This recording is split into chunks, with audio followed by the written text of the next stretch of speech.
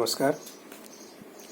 हम लोग teaching for diversity की बात कर रहे थे और आज उसमें इंक्लूजन और स्पेशल एजुकेशन नीड्स पे भी बात करेंगे। हमारा जो टीचर के संदर्भ में डिस्कशन इस रूप में भी हुआ था कि शिक्षक को सबको समान अवसर देना चाहिए और अधिगम के लक्ष्यों की पूर्ति सारे विद्यार्थी जो अलग अलग डाइवर्स बैकग्राउंड से आते हों वो समान रूप से उसके लिए प्रयास करें। कम से कम वो प्लेटफॉर्म क्लासरूम में एक शिक्षक तैयार करे, यही इंक्लूसिवनेस या इंक्लूजन का मुख्य रूप से उद्देश्य है। तो ट्रू इंक्लूजन की बात करें तो an inclusive school welcomes all the students from different backgrounds, and there may be no discrimination, there should be no discrimination at all on the basis of gender, tribalism or ethnicity, color, caste, variable abilities and so on। तो किसी भी आधार पे उनके बीच में कोई भेदभाव ना हो और समानता या समान अवसर उन्हें मिले। So for that, to find this true inclusion, teachers should ensure the methodology and the environment, classroom environment that can support the mainstreaming of all the diverse students of diverse backgrounds, and even the disadvantaged child should feel that type of comfortability and should feel supported by the teacher, by the methodology and even by the classroom environment। तो ये इस तरह से तैयार करना पड़ता है कि सभी बच्चे उस जो अलग अलग बैकग्राउंड से आ रहे हैं वो सारे बच्चे एक तरह से कंफर्टेबल महसूस करें उस लर्निंग जोन में, और इसके लिए शिक्षक अपने जितने भी तरीके हैं उनके साथ उन रणनीतियों को जोड़ सकता है जो स्पेशल एजुकेशन नीड्स को फुलफिल करते हैं, और ट्रू इंक्लूजन को प्राप्त करने की कोशिश एक शिक्षक कर सकता है, जो प्रोग्रेसिव एजुकेशन का सबसे बड़ा लक्ष्य है आज।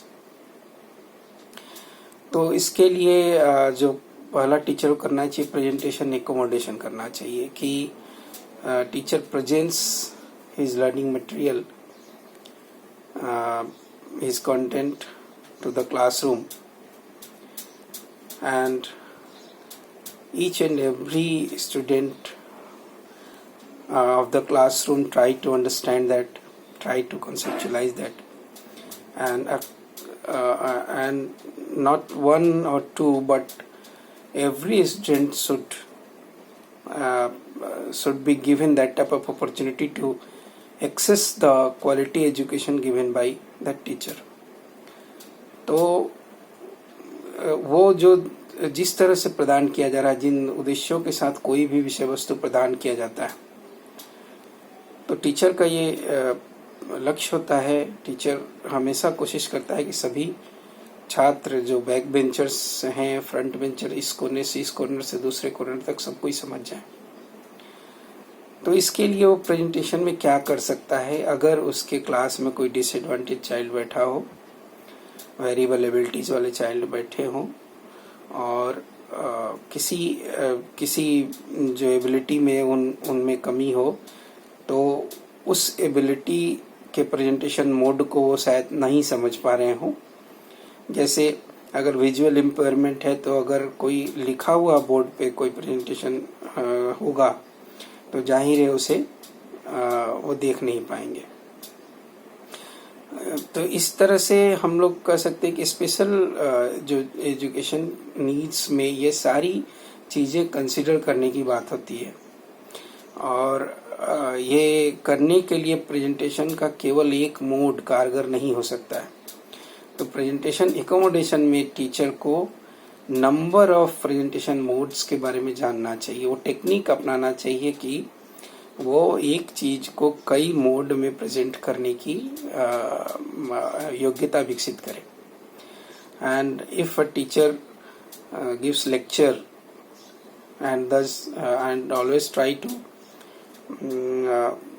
provide the thing, transmit the content orally, then many students may find uncomfortable, find some type of barrier to catch all the things orally, क्योंकि ये ऐसा भी है कि कुछ लोग कुछ तरह से सीखते हैं। ये स्टाइल, लर्निंग स्टाइल को भी डोनोट करता है कि कुछ लोगों की किसी एक मोड से सीखने की प्रवृत्ति नहीं होती, वो दूसरे मोड से सीखते हैं। सो केवल एक मोड में प्रदान किया जा रहा विषय वस्तु टीचर के लिए पर्याप्त नहीं है। टीचर को ये सीखना होगा कि वो कई सारे मोड में प्रदान कर सके, because in only one mod teacher can tackle one type of diverse students, one type of students from diverse background, and from the two modes maybe more than 5 type of children, type of students from diverse background can be tackled. But a variety of modes, a number of modes can be executed, and that techniques can be applied through the presentation through the different modes, number of modes, and result may be the access of this content to each and every child of the student. तो ये हो सकता है कि अगर एक से दो से नहीं करके ऐसे बहुत सारे मोड्स अगर प्रेजेंटेशन के टीचर प्रदान करें, तो प्रेजेंटेशन के सारे मोड मिलकर बहुत सारे स्टूडेंट तक, हो सकता है सारे स्टूडेंट तक पहुंच बना लें और सबको वो एक्सेसिबल हो जाए लर्निंग मटेरियल, वो कंटेंट जो हम देना चाहते हैं। तो इसलिए जैसे कोई लिखता है साथ में बोलता भी है, और उसके साथ जेस्चर का कम्युनिकेशन हो जाए, और वीडियो रिकॉर्डिंग की सुविधा हो, वीडियो टेप से सीखने की सुविधा हो, और ऑडियो वीडियो इस तरह का अगर क्लासरूम पूरी तरह से डिजिटली इक्विप्ड हो, तो जितनी भी तरह की जो डिजिटल मोड्स हैं उनके साथ जो टीचर के अलग अलग मोड्स हो सकते हैं, उन सब का कॉम्बिनेशन प्रेजेंटेशन एकोमोडेशन को दिखाता है, जिसमें वो ट्रू इंक्लूजन की कोशिश रहती है। फिर प्रेजेंटेशन एकोमोडेशन के बाद रिस्पॉन्स एकोमोडेशन है। If you ask a question, don't try to say wrong at once when you find someone is responding you with a wrong answer. But you should try to channelize him towards the right answer. If not exactly right answer is possible, तो आप ऐसा नहीं हो सकता है कि हमेशा ऐसी ही बात हो कि आप गलत आंसर के साथ मिले। नहीं, अगर आप चैनलाइज करना जानते हो और सीधे सही आंसर के खोज में ना होकर जो सही आंसर की तरफ ले जाने वाली प्रोसेस की खोज में अगर आप हो, तो आप ज्यादा से ज्यादा स्टूडेंट को अपने क्लास में शामिल कर सकते हैं। सो as we are saying that inclusion is the mainstreaming of all the students, तो ज्यादा से ज्यादा लोगों को मेन स्ट्रीम में शामिल करना अगर आपका उद्देश्य है, तो केवल एक आंसर जो सही है उसी की खोज न करते हुए सही आंसर की तरफ जाने की कोशिश भी हमारी अगर हम इस दायरा को बढ़ा दें, तो इससे हमारा लर्निंग स्पेस बढ़ेगा और बहुत सारे स्टूडेंट जो है इंक्लूजन में शामिल हो जाएंगे और इंक्लूजन का गोल जो है सक्सेसफुल होगा, प्राप्त होगा। इस तरह से रिस्पांस का एकोमोडेशन हो सकता है। उसमें भी बहुत सारे मोड के थ्रू हम लोग ले सकते हैं। अगर कोई बोल नहीं पाया अच्छा से तो लिख नहीं पाए तो जेस्चर के द्वारा भी हम लोग रिकॉर्ड कर सकते हैं। और इवन वो सपोर्ट करता है अपने अगर दूसरे कलीग को तो भी हम लोगों को वो समझ जाना चाहिए कि that he or she is responding in the classroom and she is active, so that should be counted। तो उसको भी गिनना चाहिए। तो रिस्पॉन्स का एकोमोडेशन भी हमारे इस इंक्लूजन के लिए जरूरी है। फिर हम लोग बात कर सकते हैं टाइमिंग एकोमोडेशन की। सब लोग एक साथ लगातार नहीं पढ़ सकते, तो हम फ्रीक्वेंट ब्रेक दे दें, अगर बार बार ब्रेक दें और उनको इस बात स्टूडेंट को इसके लिए जिनको रेस्ट की जरूरत है वो अगर रेस्ट मिलता रहे तो वो चीज़ें उनके लिए भार नहीं बनेगी, बर्डन नहीं बनेगी और बैरियर नहीं बनेगा लर्निंग। तो हम लोगों को इस तरह से उस एकोमोडेशन को और टाइमिंग एकोमोडेशन को भी ध्यान रखना चाहिए। और इवन हम लोगों को समय ज़्यादा देने की कोशिश करनी चाहिए वनस्पत की। हम किसी भी चीज़ को अगर कहते हैं कि तुरंत आंसर दो, तुरंत चीज़ें बताओ, तो ये ना करके हम लोग कोशिश कर सकते हैं कि हम ज़्यादा से ज़्यादा समय दें और तुरंत मॉक टेस्ट और तुरंत टेस्ट लेते हुए उनको पर्याप्त समय दें और रिपीट करें अपने टेस्ट को, जिससे बहुत सारे स्टूडेंट जो आंसर नहीं दे पाते हैं वो भी मेन स्ट्रीम में शामिल हो सकें और आंसर दे सकें। तो टाइमिंग एकोमोडेशन हम कर सकते हैं। टाइमिंग एकोमोडेशन से जुड़ा हुआ शेड्यूल एकोमोडेशन भी है। हम लोग शेड्यूल कर सकते हैं अपने एग्जामिनेशन, अपने प्रोजेक्ट जो देते हैं हम लोग उसके रिलेशन में भी, और हम लोग उसके लिए ज़्यादा टाइम दे सकते हैं। इवन हम लोग यहाँ भी उनके लिए अलग अलग जो चीज़ें उनकी सुविधाएं उनको मिले और उनके लिए कन्वीनियंट हो, ऐसा शेड्यूल बना सकते हैं कि जिस शेड्यूल में उनके लिए ज़्यादा वो ज़्यादा कंफर्टेबल हो। ठीक है, तो प्रोजेक्ट के लिए ज़्यादा से ज़्यादा टाइम देना और किसी स्पेसिफिक पॉइंट पे वो जब ज़्यादा एक्टिव हो उस समय टेस्ट देना, उस समय बात करना, ऐसा हम शेड्यूल कर सकते हैं कि वो किस समय ज़्यादा अच्छे से काम कर सकते हैं। फिर हम ऑर्डर को चेंज कर सकते हैं। कभी कभी क्या होता है, ऑर्डर के चलते भी अगर वो शेड्यूल उनका गड़बड़ा जाता है तो पहले क्या पढ़ाया जाए, पहले क्या टेस्ट दिया जाए, पहले क्या पूछा जाए, इस तरह के ऑर्डर को भी चेंज करके हमें कोशिश करनी चाहिए। तो ये भी शेड्यूल एकोमोडेशन भी जुड़ा हुआ है हमारे क्लासरूम के मेन स्ट्रीमिंग करने के प्रयास से। फिर एक आता है सेटिंग एकोमोडेशन।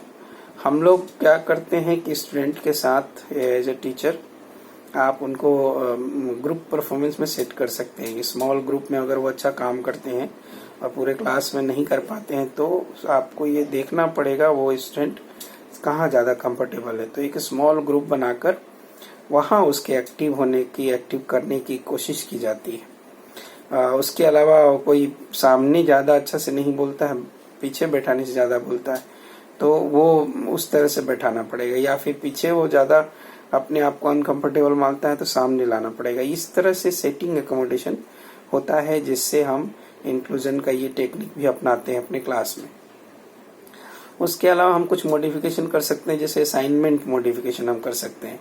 तो असाइनमेंट मॉडिफिकेशन में हम लोग डायरेक्ट ये चीज़ें न दें जो कॉग्निटिव थिंकिंग को केवल डिनोट करती हैं। मतलब ऐसे चीज़ें नहीं होनी चाहिए जो बुक की शो और जिसमें बच्चों के बीच में वही बच्चे हमेशा आगे रहेंगे जिनका कॉग्निटिव माइंड कॉग्निटिव जो डोमेन में अपने आप को ज़्यादा कंफर्टेबल मानते हैं या बुद्धि की क्षमता जिनकी बाकी बच्चों से अधिक है। तो वहाँ पर हमेशा एक ही बच्चे टॉप करते रहेंगे, हमेशा एक ही बच्चे आगे आते रहेंगे। लेकिन अगर उसको एकोमोडेट किया जाए, दूसरे बच्चों को भी शामिल करना है, मोटिवेट करना है, तो असाइनमेंट मॉडिफिकेशन में हम कर सकते हैं कि उनको उन चीज़ों से हटकर बात की जाए, उन चीज़ों से अलग उनके सोसाइटी से, उनके इन्वायरमेंट से कुछ करने को दिया जाए। और इवन उनको हम लोग पहले की चीज़ें भी दे सकते हैं। ऐसा नहीं है कि बाकी जो स्टूडेंट हैं, जो गिफ्टेड स्टूडेंट्स होते हैं क्लास के, वो बहुत आगे बढ़ जाते हैं, तो आगे पढ़ने लगे तो पीछे कोई बात नहीं कर सकता। उनको उस तरह की सुविधा होनी चाहिए, फ्लेक्सिबिलिटी होनी चाहिए कि वो पहले के ही टास्क को अच्छे से कंप्लीट करके भी मोटिवेशन ले सके। तो असाइनमेंट में मॉडिफिकेशन की ज़रूरत होती है। वैसे ही हम लोग मॉडिफाई कर सकते हैं अपने करिकुलम को। उनके लिए करिकुलम मॉडिफिकेशन होता है, जिसमें करिकुलम अगर जो सेट किया जाता है, जो दिया जाता है, उसमें ख़ास तौर पे इंटेलेक्चुअल और कॉग्निटिव एस्पेक्ट्स ही बहुत ज़्यादा होते हैं। उससे क्या होता है कि बहुत सारे जो स्टूडेंट होते हैं वो अनकंफर्टेबल महसूस कर सकते हैं। तो उसको भी एक तरह से अच्छे से मॉडिफाई करते हुए लर्निंग स्पेस को बढ़ाया जा सकता है। और लर्निंग स्पेस को बढ़ाने के लिए डिफरेंट मटेरियल और क्या ऐड हो सकते हैं जिससे वो ज़्यादा कंफर्टेबल होंगे, उसको ध्यान में रखना चाहिए। जैसे अब कल्चर की पढ़ाई हो रही है तो हम ट्राइबल कल्चर को अपने से भी कुछ जोड़ सकते हैं, ट्राइबल के फेस्टिवल का नाम ले सकते हैं। तो जाहिर है कि ट्राइबल स्टूडेंट जो हैं वो ज़्यादा जुड़ जाएंगे और वो अपने इस एरिया के साथ वो कल्चर स्टडीज़ को ज़्यादा अच्छे से सीख पाएंगे। वैसे ही कोई भी अगर मैथ्स के से रिलेटेड सोशल साइंस को अगर कर दें, या मैथ्स को हम लोग पूरी तरह से किसी स्टूडेंट को अगर दिक्कत हो रही हो तो उसको एकदम उसी के लिए पूरी तरह फोकस न करके उससे इधर उधर की चीज़ों पे बात करते हुए उसको मैथ की ओर हम लोग ले जा सकते हैं। तो बहुत सारे स्टूडेंट जो होते हैं वो एक तरह से फोबिया से ग्रसित होते हैं कि वो चीज़ें हमको डरा रही हैं। अगर उनके इंटरेस्ट की चीज़ों के साथ उस फोबिया को जोड़ दिया जाए, लिंक कर दिया जाए, और तो हम लोग करिकुलम को मॉडिफाई कर सकते हैं उस लिंकिंग के लिए। और हमारा जो उद्देश्य है कि लर्निंग स्पेस बढ़े और इंक्लूजन हमारा हो सके और सभी लोगों को, सभी स्टूडेंट्स को बराबर अपॉर्चुनिटी मिल सके, इसके लिए हम लोग एकोमोडेशन और मॉडिफिकेशंस का सहारा लेते हैं। और ऐसे ही बहुत सारे ऐसे हमारे जो स्कोप हैं क्लासरूम में कि हम लोग स्टूडेंट जो डिफरेंट एबिलिटीज़ के होते हैं उनको आइडेंटिफाई कर लेते हैं, फिर उनके नीड्स के साथ हम लोग अलग अलग तरह से लर्निंग डिसऑर्डर होते हैं बहुत सारे, तो हम लोगों को आइडेंटिफाई पहले तो करना होता है कि आइडेंटिफाई करने को उनमें किस तरह का डिसऑर्डर है। और अगर वो डिसऑर्डर हम पहचान रहे हैं तो हमको विशेष तौर पे अपने क्लास में ये ख्याल रखना पड़ता है कि टीचर अगर अपने क्लासरूम को अच्छी तरह से, डाइवर्सिटी को अच्छी तरह समझ रहा हो तो वो इंक्लूजन के इस गोल को प्राप्त कर सकता है। क्योंकि चीज़ों को बार बार रिपीट करना है। अगर लर्निंग डिसऑर्डर कुछ ऐसा है हमारे क्लासरूम में, एक ऐसे स्टूडेंट को हम देख पा रहे हैं कि अगर वो बार बार रिपीट करने से समझता है तब हमें बार बार रिपीट करना है, हमको ब्रेक देना है, पॉज देना है, अपने पढ़ाने में बार बार पॉज देना है अगर हमें लगातार बोलने से किसी को दिक्कत हो रही है। तो उन सब स्टूडेंट्स को, सारे स्टूडेंट के साथ, भले ही वो एक ही स्टूडेंट हो क्लासरूम का जो इस तरह के डिसऑर्डर से ग्रसित हो, लेकिन उसके साथ भी न्याय करना ट्रू इंक्लूजन का गोल है। तो इस तरह से डाइवर्सिटी को इंक्लूसिवनेस और इंक्लूजन के साथ देखने की बात है, और हम लोग को स्पेशल एजुकेशन नीड्स को कैसे फुलफिल करना है क्लासरूम में, ये भी हम लोग समझ सकते हैं। धन्यवाद।